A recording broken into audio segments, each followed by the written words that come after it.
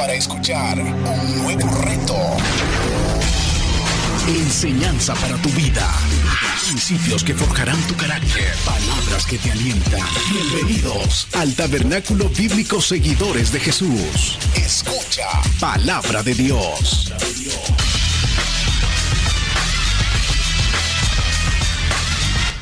Y vamos a abrir la Biblia. Le voy a invitar a que vaya conmigo a la Biblia. Y aprovechando la oportunidad que tenemos, yo le decía al pastor Luis y a los diáconos de la iglesia la vez pasada que íbamos a rotarnos. Vamos a seguir con la serie hablando de Jesús en toda la Biblia, pero también hace falta recordarnos estos valores como familia. Y yo quiero hablar acerca de la familia cristiana. La familia cristiana según la Biblia.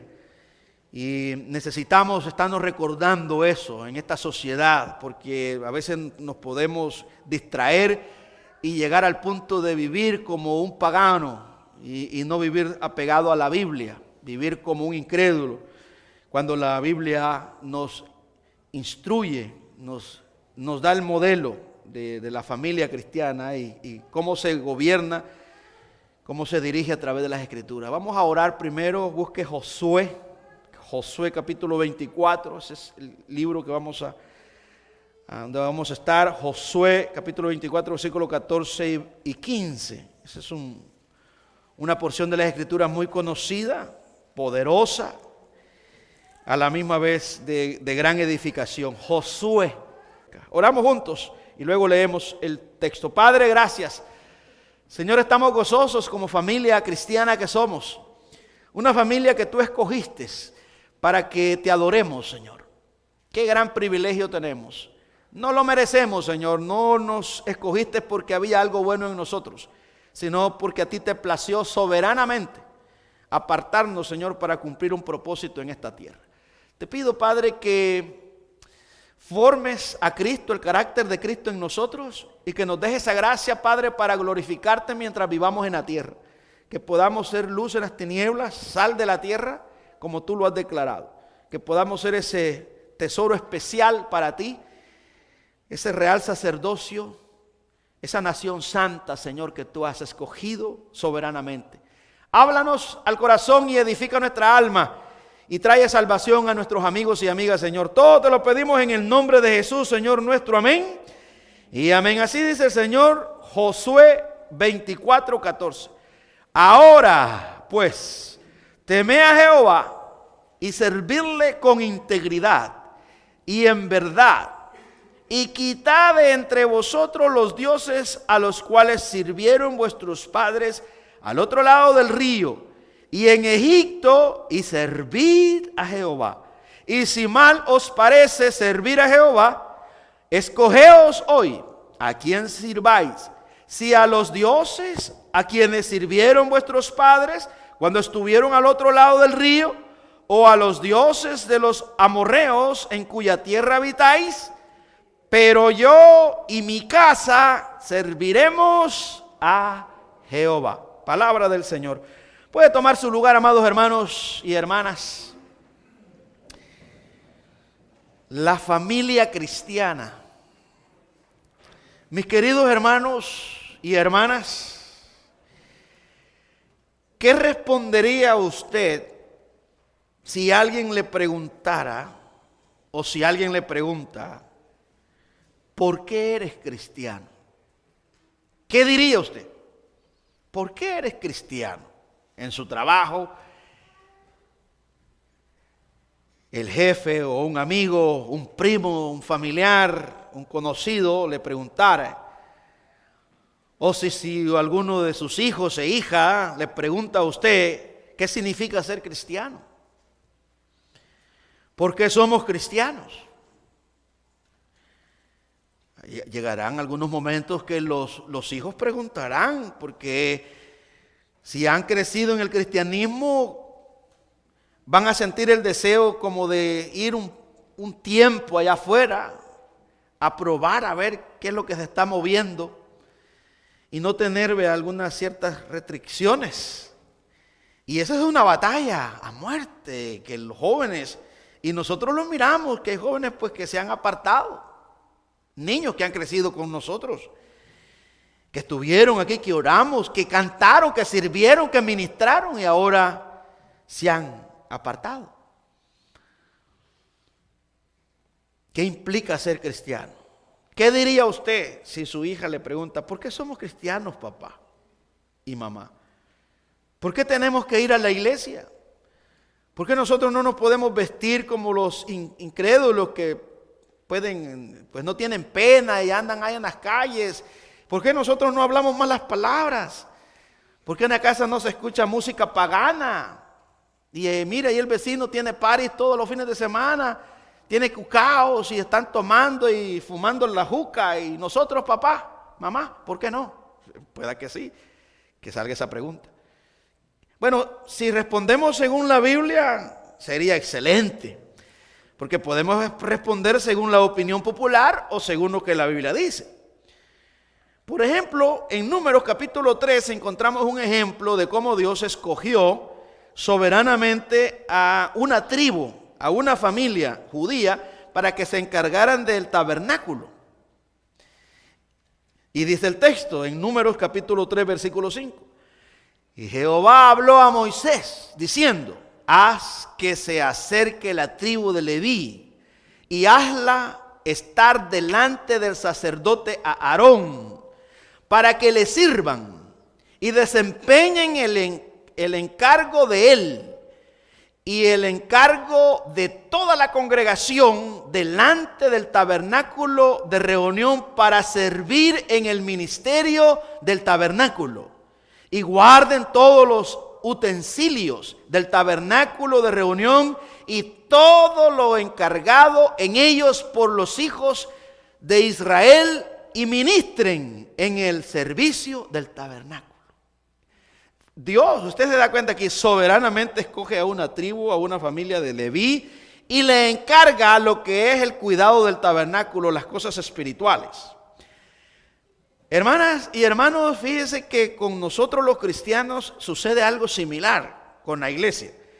Si nosotros leemos en el Nuevo Testamento, en 1 de Pedro 2:9, nos vamos a dar cuenta que Pedro nos recuerda eso. Nos dice que nosotros fuimos escogidos, adquiridos por Dios con un propósito. Y así es como debemos de responder a nuestros hijos. ¿Por qué somos cristianos? Número uno, porque Dios es soberano. Y Él es el dueño de todo. Y Él soberanamente ha establecido de cómo va a funcionar esto. Y Él es el que, así como le dio orden al sol, a la luna y a las estrellas, al viento, a la lluvia, de la misma manera Él ha escogido a ciertas familias para que le sirvan. No fuimos nosotros los que elegimos a Dios. Él nos escogió desde antes de la fundación del mundo. Y no debe de ser gravoso, debe de ser un gran privilegio. Porque allá afuera hay como decimos, una filosofía barata, donde la gente dice, no, yo tomé mi decisión. Un padre podía acelerarse y decir, hijo, porque somos sabios, porque es lo mejor, que bien que hay. Mira, nosotros somos inteligentes porque elegimos a Dios. Eso es absurdo, eso no está respaldado por la Biblia. Es como que mi hijo me dijera, papá, yo elegí que tú me engendraras. O escuchara yo a uno de mis hijos diciéndole a mi esposa Ángela, mamá, nosotros te elegimos como mamá. ¿Qué diría usted? ¿Cómo así? Eso es nuevo. Ningún hijo elige a sus padres. Vienen por obra del Señor, Dios permite, pero el hombre es el que engendra, la mujer concibe y la mujer da a luz. Natural, esa es parte del esquema de Dios, así lo estableció Dios. Pues usando esa metáfora de la familia, el nacimiento espiritual es de la misma manera. Ningún cristiano tuvo la capacidad para escoger a Dios. Estábamos muertos en nuestros delitos y pecados. Dios nos escogió desde antes de la fundación del mundo y venimos a ser adoptados en Cristo Jesús, y por eso es que ahora gozamos de este privilegio de llamarnos hijos e hijas de Dios, engendrados por Él. ¿Lo creemos? Si usted está ahí, dice, ¿será verdad eso? Juan 1:13. Juan 1:13, lea Juan 1:12, Juan 1:13, Juan 1:11. A lo suyo vino, a lo suyo lo menospreciaron, lo despreciaron, pero luego soberanamente Él dice a todos los que le creyeron, a los que le recibieron, les dio potestad. Y para cerrar que eso no es de voluntad de hombres, sino de voluntad de Dios, a los cuales Dios engendró, no de voluntad de carne ni de voluntad de varón, sino de Dios. Obra soberana. Así es como llegamos a ser cristianos, así es como somos familia cristiana por obra de Dios, por regalo del Señor. Él nos escogió para que nosotros ministremos las cosas espirituales. Primera de Pedro 2:9 dice, mas vosotros sois linaje escogido. Y aquí estaba hablando Pedro a toda la diáspora que estaba por todos lados, gentiles y judíos. Él dice, mas vosotros sois linaje escogido. Nosotros creemos en la elección incondicional porque la Biblia lo habla. Efesios 1:3 dice que hemos sido benditos de Dios, que Dios nos escogió desde antes de la fundación del mundo conforme a sus designios, escogidos por Dios. Él nos escogió.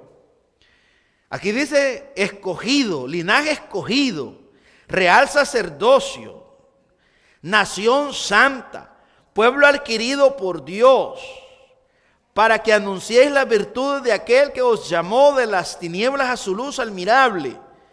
Vosotros que en otro tiempo no erais pueblo, pero que ahora sois pueblo de Dios, pueblo de Dios, pueblo de Dios, familia de Dios, que en otro tiempo no habías alcanzado misericordia, pero ahora habéis alcanzado misericordia. ¿Qué le parece esto? Esta es una buena respuesta para un hijo que pregunte por qué somos cristianos, o si en algún momento de su cabeza dice usted, ¿por qué soy cristiano? Debe de haber gozo, un gran privilegio. Esta mañana yo le enseñaba al grupo que estuvimos aquí el tesoro de la familia cristiana. El tesoro de la familia cristiana es el mismo Dios. Y este es un tesoro verdadero, un tesoro que no te echa a perder, un tesoro que no te daña, un tesoro que nadie se lo puede robar, un tesoro seguro, requete seguro. Él es Dios, Él es el gran tesoro. Jesús es la perla de grande precio. De tal manera que cuando un hombre y una mujer descubre esto que vale tanto, ya todo lo material, todos los títulos universitarios, toda la posición social no tiene peso, no tiene valor, sino su relación para con Dios. La familia cristiana, hermanas y hermanos, fue escogida soberanamente por Dios para servir a su Creador. La familia cristiana fue escogida soberanamente por Dios para servir a su Creador. Así como Dios apartó a la familia de Leví para que ministrara en el tabernáculo y se ocuparan de ese servicio espiritual, de la misma manera todos los cristianos, a toda la iglesia que somos nosotros, a cada evangélico, Dios lo escogió desde antes de la fundación del mundo para que disfrute de su reconciliación con el Creador, que tenga esa amistad con el Señor y sea un instrumento de Dios en la sociedad. Y podamos proclamar a nuestro Dios a este mundo caído. Y ya nosotros no tenemos de estar preocupados por esas cosas triviales que nos atrapan, como es el bienestar económico o cosas materiales que perecen, sino preocupados por agradar a nuestro Dios y también por disfrutar de su compañía, de esa comunión. Y al nosotros disfrutar de Él, entonces las bendiciones materiales nos van a seguir, pero nosotros nos preocupamos. Eso no quiere decir que no vamos a trabajar. Claro, tenemos que ser ejemplo en el trabajo, trabajar duro, pero a la misma vez trabajar de acuerdo a las leyes civiles, 8 horas. Pero ahí viene nuestra batalla, como el que todos los tenemos en el mundo. No nos alcanza el salario de 8 horas, tantas cosas que tenemos que pagar. Y somos atrapados como el incrédulo y de repente estamos nosotros esclavizados a las cosas materiales triviales que de repente las perdemos, las roban. Porque la Biblia lo advierte, la Biblia dice, mire, haced tesoros en los cielos, donde el ladrón no entra, no roba, no mina y la polilla no destruye. Eso dice Jesús, pero nosotros no, en la tierra. Llevamos la contraria a Jesús, no en la tierra, yo aquí quiero tener mi buena cuenta. Y dice Jesús, no hay nada de malo, hija, no hay nada de malo que tengas tu buena cuenta, pero recuerda que no hay nada seguro en la tierra. Ni tu cuerpo, ni tu vida está segura, mucho menos lo material. Pero nosotros, ¿verdad?, como burro al trigo, allí donde nos dicen no, ahí vamos. No, que el Señor dice, mira, disfrútame, yo soy tu tesoro. Y nosotros, sí, Señor, pero ya vendrá la eternidad cuando ya pues tenga un cuerpo glorificado, que ya no voy a tener pecado. Nosotros, hermanas y hermanos, no tenemos problema en creer que Dios es soberano. ¿Cuánto lo creemos que Él es soberano? Y verdad que es un gran consuelo. Soberano quiere decir que Él tiene la supremacía, el dominio. Él es el gobernador absoluto de todo. No hay una molécula, no hay nada, no hay un animal, no hay un insecto, no hay un humano, no hay nada que se le escape, que salga de su control. Todito lo gobierna y Él es dueño de todo. Y lo gobierna soberanamente y sabiamente. No hay problema. Nosotros nos consolamos cuando un ser querido se muere, decimos que Dios es soberano, Dios permitió que se muriera. Cuando un ser querido está enfermo, nosotros nos consolamos en la soberanía de nuestro Dios. Dice, es que bueno, nada ocurre, Dios permitió que se enfermara, que mi hijo esté enfermo. Pues Él sabe, Él no va a poner carga en nuestros hombros, Él lo dice que nosotros no podamos llevar. Juntamente con esta situación pues va a venir la salida, Él dará el consuelo y eso nos consuela, la soberanía de nuestro Dios. Pero luego, ahí nos encontramos con una situación que como que si no quisiéramos aceptar la soberanía de Dios, y es en cuanto a la familia. Cuando ya nosotros nos encontramos, bueno, como familia, Dios nos escogió soberanamente para que le sirvamos. Ahí está la batalla. Porque ya nuestros hijos se rebelan, no quieren nada con Dios. Es una lucha. Entonces, claro, y venimos al cristianismo con hijos ya adultos, ya es imposible, porque ya ellos ya se han independizado, ya no están en casa. Pero mire esto, hermanas y hermanos, mientras sus hijos estén bajo su techo, usted le debe honra a Dios, porque sus hijos son herencias de Jehová, Jehová se los ha prestado, y usted es responsable porque están ahí todavía con usted. Y ellos no están supuestos a gobernarlo a usted. El problema es que muchos hijos hoy gobiernan a los padres, y los padres hacen lo que los hijos dicen. Hoy no quiero ir a la escuela, papá. Ah, porque no vaya a la escuela mira vos, le dice la señora, que se quede en casa. La criaturita manda. ¿Cómo así? Y el papá, vea, pues que no vaya vos. Y los salvadoreños decimos, que no vaya la bicha vos. Y si es hipote, que no vaya el bicho vos, que se quede, mira. No hay problema. Eso es en la escuela. Ahora digamos en la iglesia, mamá, hoy no quiero ir. Mira, no quiere ir la niña vos. Así hablamos nosotros los salvadoreños, ¿no? O hay padres que se atreven y todavía le van a preguntar, ¿quieres ir a la iglesia? No saben que Dios es soberano. Eso no se pregunta. Claro, ahí viene la parte que no entendemos.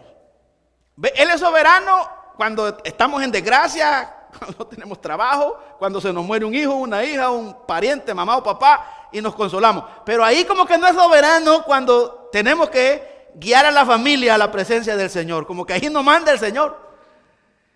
Lo estoy hablando en esos niveles. Viene también cuando estamos casados, cuando usted es cristiano y usted es cabeza del hogar, pero su esposa tampoco responde, pero lo ama. Ese es un conflicto que vive la iglesia. Y peor todavía si usted se casa o se acompaña con una mujer incrédula o un hombre incrédulo. Ese es un infierno. Porque mientras usted está queriendo servir al Señor, ella está en la discoteca. Y después este hermano y su esposa, ay pastor, es que ella, mire, usted viera. Hermano, ¿ya era cristiano usted cuando se acompañó con ella? Sí, pastor, mire. Si hasta yo he predicado, hasta pastor era ya. Ah, ¿y qué le? Ah, entonces ahora está soportando las consecuencias. Porque tuvo suficiente tiempo para escoger, para pedirle a Dios una mujer temerosa o un hombre temeroso. Ahora se la aguanta, como dicen los salvadoreños, ¿no? Ahora no hay de qué, ahora tiene que hacerle. No crea que es fácil eso, hermanas y hermanos. Si no, pregúntaselo a alguien que vive con una persona incrédula. Se necesita mucha paciencia y mucho amor, quizás. qué sé yo, pero eso no se lo recomiendo a nadie. Pero el hombre es necio y la mujer, dice, yo lo voy a convertir, ahí va a ver. De verdad, la Biblia dice que Dios es el que convierte a los hombres y a las mujeres. Entonces tenemos obstáculos contra la soberanía de nuestro Dios. Salmo 115:3 dice, nuestro Dios está en los cielos, dice el texto. Ahí está nuestro Dios sentado en su trono. Y mire esta declaración, lo que dice, todo lo que quiso ha hecho. Todo lo que quiso ha hecho. Daniel 4:35 dice, todos los habitantes de la tierra son considerados como nada. Como nada. Como nada, esos ricos que andan allí, ¿verdad? El dueño de Amazon, para mencionarle algunos, esos millonarios son como nada. Y luego sigue diciendo, y Él hace según su voluntad en el ejército del cielo, en todos los ángeles, Él hace su voluntad. Allí va incluido Satanás, que es un ángel caído, que es demonio. En los habitantes de la tierra, aquí van todos los animales, todas las especies y todos los seres humanos. Y hay aquí algo que dice Daniel 4:35, y no hay quien detenga su mano y le diga, ¿qué haces? Ese es nuestro Dios. ¿Qué haces? Nadie le puede decir eso. Y eso es lo que vemos nosotros, creo, ese principio, ese valor lo vemos en la vida de Josué. Josué está tratando la manera ya en sus últimos días y su postura de su liderazgo como padre, como líder. Él nos deja esta figura que nosotros podemos seguir. Un hombre temeroso de Dios, que tiene ese principio, que sabe que Dios es soberano, que Dios es lo más importante, que no hay nada más. Y dice Josué 24:14. Ahora, usted puede leer todo el capítulo. Ahí dice discurso de despedida de Josué. Es el último discurso. Usted puede leer todo el capítulo 24 y usted está lleno de advertencias y de muchas cosas.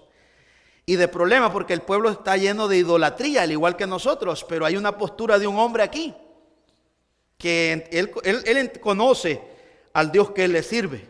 Y como usted hoy, usted dice, bueno, en eso consiste ser una familia cristiana, que debemos tener una postura sólida, que las influencias de los amigos incrédulos no deben de perjudicarnos o hacernos tambalear. No.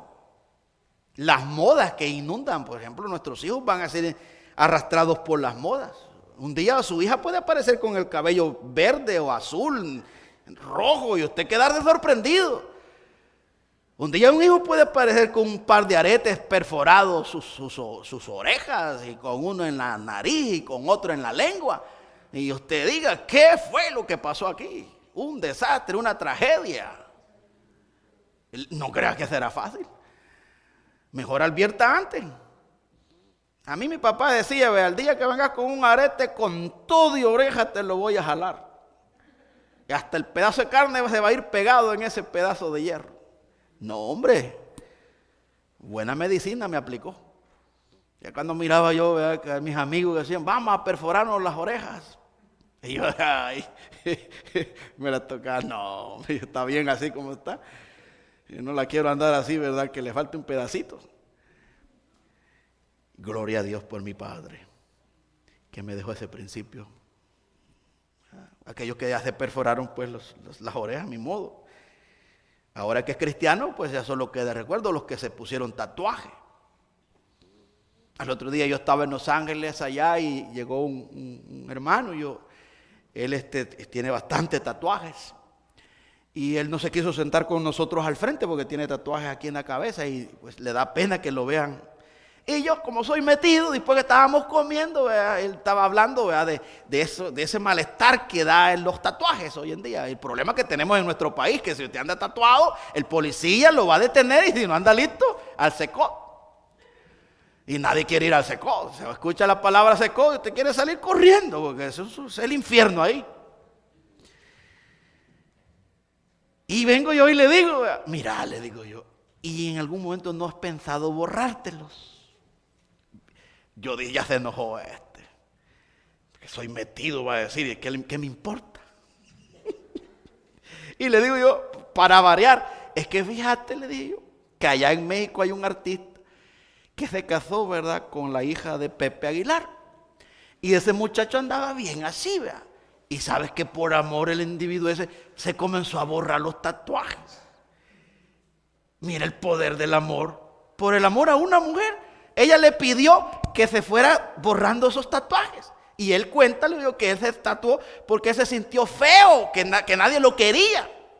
Entonces comenzó a mancharse. Pero después, cuando se casó con esa hija de ese hombre, y yo me pregunto, ¿acaso no es superior el amor de Dios que el amor de una mujer? ¿Acaso no me va a mover Dios a borrarme cualquier cosa que esté en mi cuerpo por agradarlo a Él? Ahí viene el capricho y el coraje. No, esta es mi vida y así me aceptó Dios. Y como sale el Daddy Yankee, que dice que es cristiano, que Dios le dijo que se quitara el saco y que enseñara los tatuajes, ya todo el mundo piensa, ¿verdad?, que es normal. Eso es diabólico. Ese, digamos, una gran blasfemia. Dios jamás le va a decir a ese talibán, le va a decir, quítate, te quitas el yaque y le enseñas el tatuaje con orgullo. Jamás Dios va a hablar así. Dios nos manda a que nos santifiquemos, a que nos avergoncemos de nuestros pecados que cometimos, de cualquier cosa. ¿Cómo Dios va a querer que exhibamos el pecado? ¿A dónde lo encontramos en la Biblia? De ninguna manera. El punto es que no conocen al Dios Santo, conocen a un Dios inventado por ellos, hermanas y hermanos. El problema es que se van metiendo en las iglesias y ahí van cantando su música pagana, pero la van vendiendo por cristiana. Miremos esta postura de este hombre, y aquí miramos a Josué, que sabía de cómo luce una familia cristiana. Nosotros tenemos este reto, todos los hombres, todos los caballeros, todos los varones, porque Dios nos ha dado ese privilegio de guiar a nuestra familia. Ese es algo que Dios lo diseñó así. Usted asume bien la responsabilidad de trabajar, y es bueno, trabaja duro para que no le falte la comidita a su esposa, a sus hijos, el techo, y es bueno, pero la otra parte como que no la valora, y es la parte espiritual, como que no se preocupa por el bienestar espiritual de su esposa ni de sus hijos, que es lo más importante. Y es ahí donde está el caos en las iglesias. Dice este texto, ahora pues, el llamado es a temer a Dios, teme a Jehová. Ahí comienza todo. Si no hay temor de Dios, no va a haber sumisión. Si no hay temor a Dios, no va a haber respeto. Y si papá no respeta a Dios, y si mamá no respeta a Dios, sus hijos van a jugar.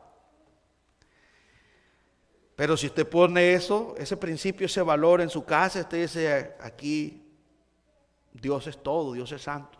Y hasta el sacerdote andaba un rótulo que decía santidad a Jehová, para que el pueblo de Israel y para que él se recordara. En una lámina se le mandó a hacer santidad a Jehová.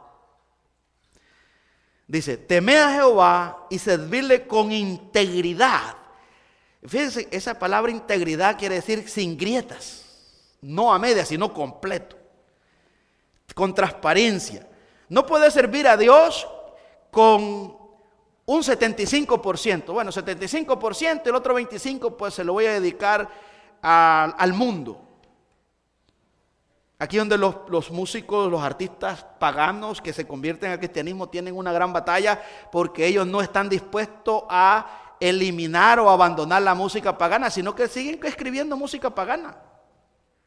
Claro que aquel que no conoce a Dios, que no conoce la Escritura, pues los compra. Pero el que sabe y conoce las Escrituras se aparta, sale huyendo de esos individuos. Servirle con integridad y en verdad. Y en verdad, usted sabe quién es la verdad encarnada, ¿no? Jesús. Dijo, yo soy el camino, la verdad y la vida. Entonces, la verdad. Si alguien quiere estar engañado, pues va a adorar algo que no es Dios, se va a inventar un Dios. Pero el que está en la verdad va a adorar de acuerdo a la Biblia, va a obedecer de acuerdo a la Biblia. No por imposición, no por miedo, sino porque lo sabe que eso es lo que enseña la Biblia. Y viene este reto, y quitad de entre vosotros los dioses, con D minúscula, a los cuales sirvieron vuestros padres al otro lado del río, y en Egipto, y servía a Jehová. Hay un pasado oscuro en el pueblo de Israel que eran idólatras allá en Ur de los Caldeos. Este Josué se va hasta allá cuando Dios escogió a Abraham y le dijo: el papá de Abraham fue un idólatra, pero de ahí lo sacó Dios, así que quiten todo eso, porque si no, no van a poder agradar al Señor. Pero no se queda ahí. Él solamente está apuntando al problema que tenemos todos nosotros, que es la idolatría.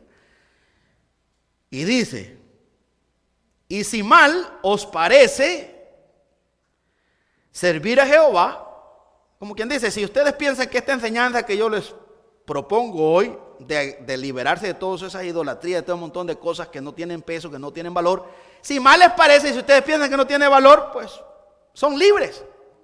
Ustedes son libres, le dice Josué. Como yo se lo puedo decir esta mañana a usted. Usted es libre, después de esta enseñanza de cómo luce una familia cristiana, pues usted es libre si quiere vivir como cristiano o quiere vivir como pagano. Pero yo y mi casa, yo y mi esposo y mis hijos, pues vamos a luchar por apegarnos a lo que la Biblia enseña. Yo no le puedo imponer, pero tampoco yo voy a sufrir las consecuencias de todo lo que se venga a usted con pues, la rebeldía y todo el desorden familiar. Cada quien pues tendrá que soportar las consecuencias.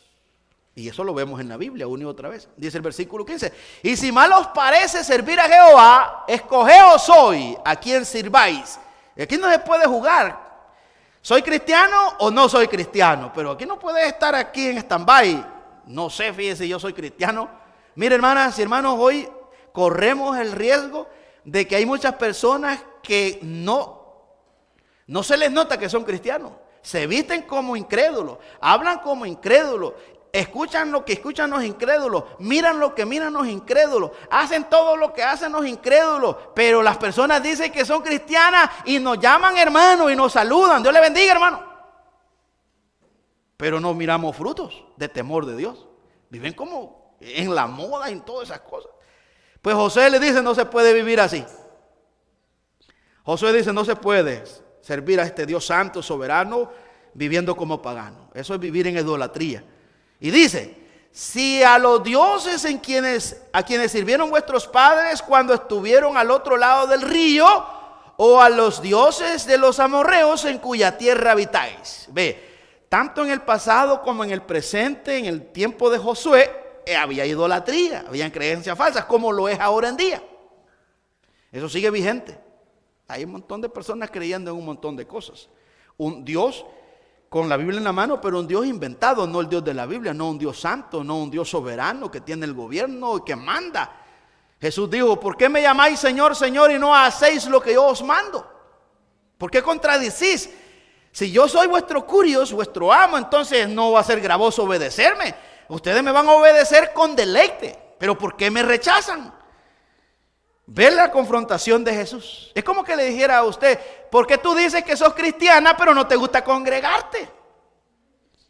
Ah, no, usted le diría: es que a mí me gusta congregarme. El punto es que no me gusta aquí porque el pastor Tony quiere que vengamos los martes, los viernes, y el pastor Luis y todos los hermanos. Y yo aquí no se va a hacer como ellos dicen, se va a hacer como yo digo.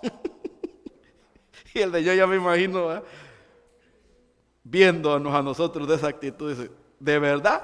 ¿Acaso no soy soberano? ¿Acaso yo no fui que establecí? Yo fui que puse en el corazón del pastor Tony y los diáconos que me adoren los martes y los viernes para el bienestar de tu alma, para protegerte, para ayudarte de la idolatría, para ayudarte a crecer en fe, para que te santifiques. Yo lo puse como un privilegio, como algo de beneficio para tu alma, y tú lo miras como algo que te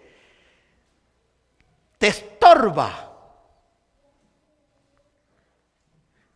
Y lo mismo está José. Dice: bueno, si ustedes quieren, dice, pues escojan hoy. Quieren vivir su vida a su manera, como dijo Ricky Martin, la vida loca, sigan viviendo la vida loca. Pero no se puede vivir la vida loca acompañado del Señor. ¿Verdad que no? Ahí están canciones, libros, hay de todo que le dan énfasis. Vive tu vida loca. La vida es una, disfrútala. Ahí anda un rótulo, ¿verdad? The life is one living, dice ahí detrás de un carro. Y allá en la placa de New Hampshire, ¿qué dice? Dice: si no Dyer, dice, si no eres libre, dice, muere, dice. Así dice la cosa. Y uno lee la placa, caramba, está serio esto. Esta sociedad nos empuja a la libertad y que probemos de todo.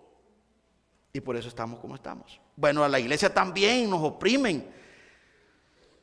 Miren, los predicadores ahora en día ya no quieren usar sacos ni corbata. Hoy aparecen como que son atletas con sus tenis blancos. El púlpito ya desapareció. Hoy una mesita, una cosita bien chiquita allí.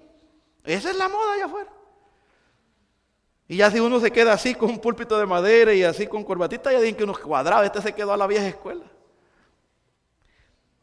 No, es que yo no soy clon. Yo no voy a seguir las modas. Yo me voy a vestir como yo me sienta bien, como yo quiera agradar al Señor, de una forma, ¿verdad?, que vea que es tranquila. Pero no voy a ir. Viene la ola. Esas olas van y vienen. Esas modas van y vienen. ¿Sí o no? Eso es así. Me gusta esta postura. Yo creo que este texto todos nosotros hasta lo hemos memorizado, esta parte. Aquí lo resume este hombre. Dice, pero yo. Eso dice, pero yo. Y luego viene su familia. Pero yo y mi casa, dice él. Allí va la esposa en primer lugar. Y luego van agregados los hijos. Pero yo y mi casa serviremos a Jehová.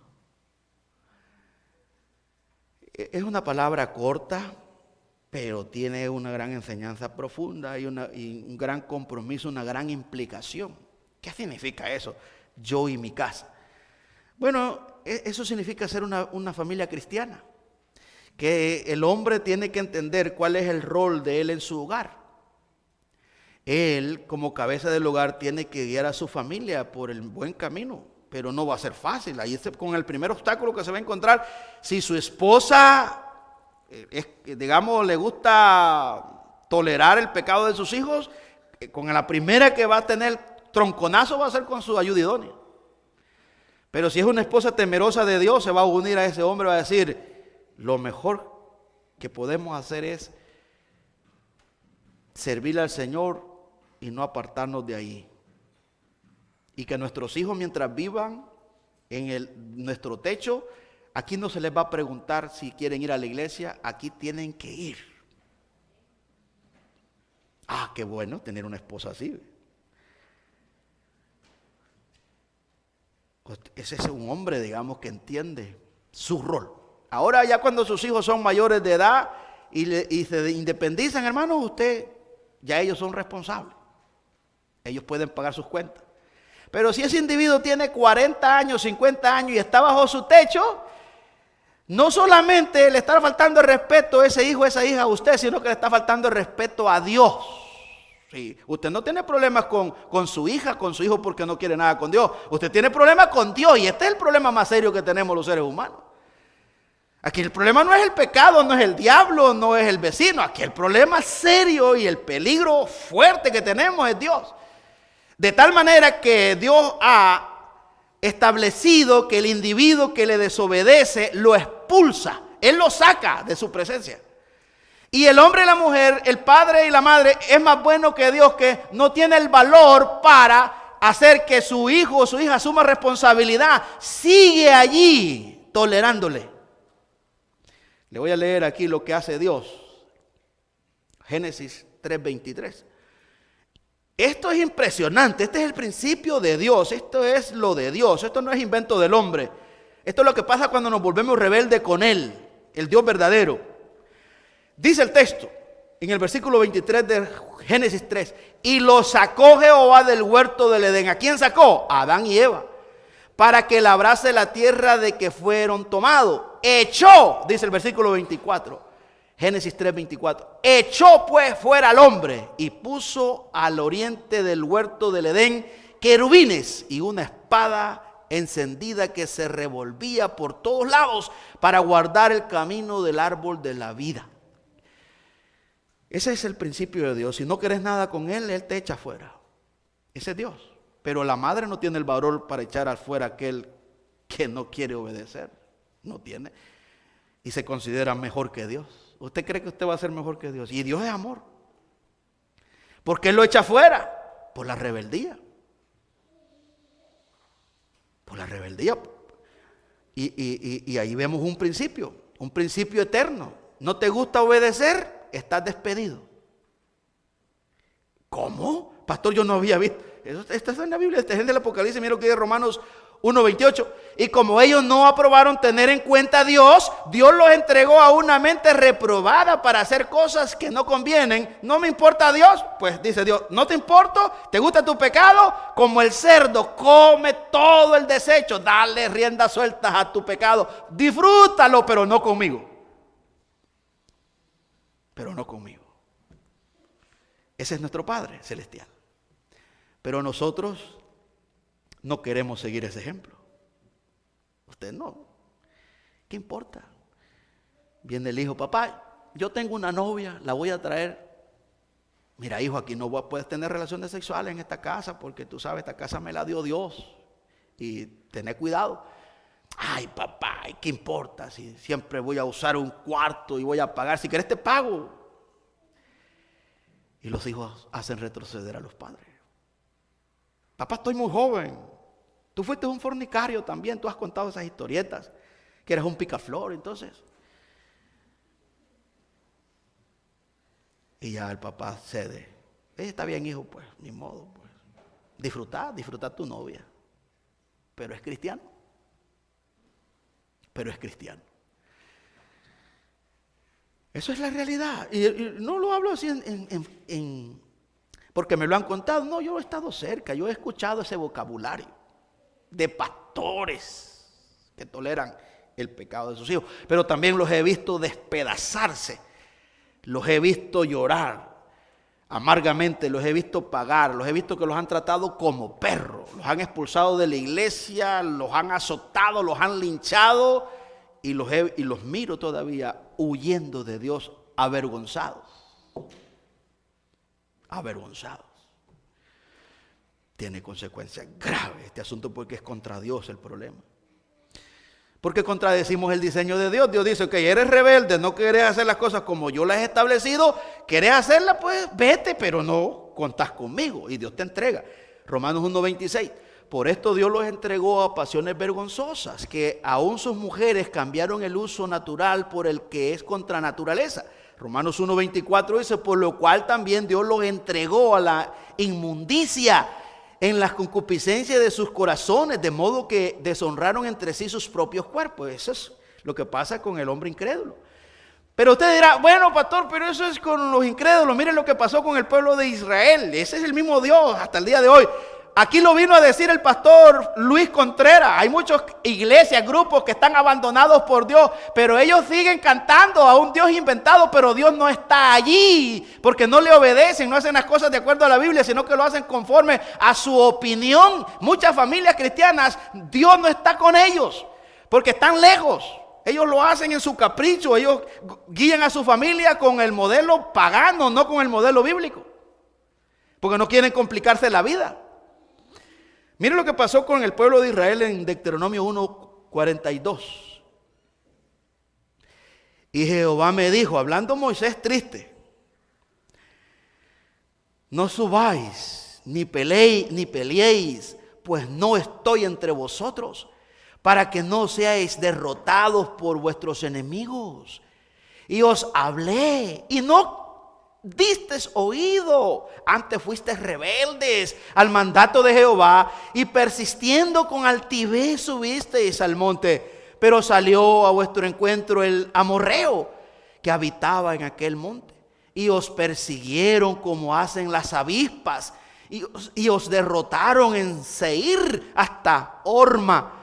Y volvisteis y llorasteis delante de Jehová, pero Jehová no escuchó vuestra voz, ni os prestó oído. Y estuvisteis en Cades por muchos días, los días que habéis estado ahí. ¿Cuánta gente no anda llorando allá afuera? ¿Cuántos hombres? Una familia cristiana es una familia que teme a Dios, respeta a Dios. No es una familia perfecta, no es una familia que no falla, pecamos. Todos nosotros pecamos, pero luchamos. Es una familia que lucha, que batalla por agradar a Dios. Es un hombre, hablando ya en los roles que Dios ha dado a cada hombre, El hombre cristiano entiende, respeta a Dios, conoce a su Dios, sabe las experiencias que hay en la Biblia, como lo que le pasó a Elí, que sus 2 hijos fueron cortados por Dios y hasta él mismo pereció. Y usted puede seguir viendo todas las historias de esos reyes que temían a Dios pero toleraron el pecado. Su vida fue un infierno. Entonces un padre de familia que conoce a su Dios con amor, porque el amor es sufrido, él va a confrontar el pecado de sus hijos. Mejor que te aborrezcan tus hijos, hermana y hermano, que digan: mi papá fue duro, él no toleró mi pecado. Mejor que te aborrezcan por querer agradar a Dios y hacer lo correcto, y no que te amen por ser un alcahueto. Porque es una estaca que labras y te ensartas en ella misma, porque al tolerar el pecado a tus hijos, número 1, les das a entender que no eres cristiano porque no respetas a Dios. Y número 2, no te van a respetar porque te van a manipular. Te van a engañar, te van a mentir. ¿Dónde estás, hija? Aquí estoy con la prima. No estás con la prima, está en el cine con un amiguito. Te faltó el respeto, porque tú le faltaste el respeto a Dios. Y dices: es un terrible que tus hijos te falten el respeto, que te mientan. Y de repente usted está en un lugar y ve, para probar, su hija va entrando a la discoteca, o su hijo va entrando a la discoteca, su hijo está con una botella, su hijo está con marihuana, y usted le dice: ¿dónde estás, hijo? Papá, estoy jugando fútbol. ¿Usted cree que no le va a despedazar el corazón? Y usted dice: ¿por qué mi hijo tiene que mentirme? ¿Acaso no lo estoy viendo que está ahí frente a esa discoteca? ¿Acaso no lo estoy viendo que está con sus amigas? ¿Por qué tiene que decirme eso? Es que eso fue lo que sembró. Usted no le sembró el temor a Dios, el respeto a Dios. Ahora eso es lo que cosecha. Entonces es una consecuencia terrible. Y Dios lo va a permitir.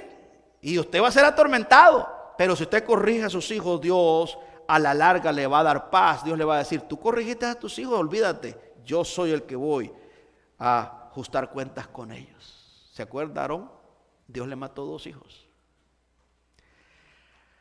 Que Dios nos libre, que Dios nos ayude. La familia cristiana tiene muchos beneficios porque tiene el conocimiento de un Dios santo, de un Dios soberano. Y Dios nos adoptó, Dios nos trajo para que seamos su pueblo, y debemos de aprovechar esa oportunidad. No es gravoso, nosotros los padres no deberíamos de imponerle a la fuerza a nuestros hijos, sino que ellos vean nuestro temor, nuestro respeto a Dios, y enseñárselos de acuerdo a la Biblia. Ahora, si ellos lo rechazan, que lo rechacen, pero ellos serán culpables.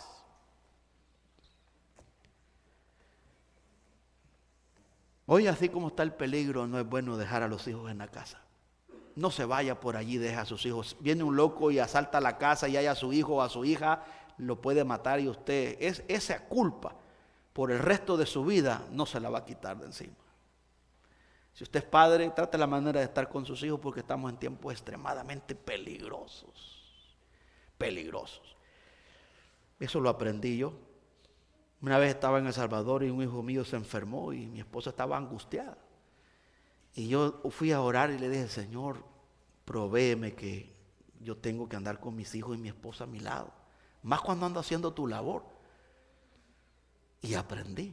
El año pasado fuimos a El Salvador, se nos enfermó. Mi hijo estuvo ingresado en el hospital. Y mi esposa se quedó durmiendo en el hospital, y yo me venía de noche a las 2 de la mañana. Pero yo venía con mi otro hijo Lucas y yo decía: Señor, gracias, porque se vino la tormenta, pero estamos juntos con mi esposa, que está haciendo solo, ella anda sola, que haría ella en este, nos necesitamos el uno al otro. Y ahí comprendí lo importante que es que la familia camine unida, que es de gran ayuda. La carga se hace más liviana. Y Dios por eso nos dice que nos hizo una sola carne. El hombre, cuando se casa con su esposa, se convierte en una sola carne. Ya no son más 2, sino que es uno solo. Para la gloria de Dios, ¿lo creemos? Esa es la familia cristiana, una familia temerosa de Dios. Oremos. Padre, gracias por escuchar este mensaje. Esperamos que haya sido de edificación para su vida. Si usted no conoce de Jesús y en este día está arrepentido de sus pecados, ore de esta manera: Señor Jesús, en este momento me arrepiento de mis pecados. Reconozco que tú eres mi único y suficiente Salvador personal. Creo que eres Dios, que moriste en la cruz por mis pecados y que resucitaste al tercer día. Me arrepiento y me confieso pecador. Señor, perdóname y acéptame como tu Hijo. Doy gracias al Padre por enviar a su Hijo a morir en la cruz por mi lugar. Gracias, Jesús, por aceptar mi vida. En Cristo Jesús, Señor y Dios nuestro. Amén.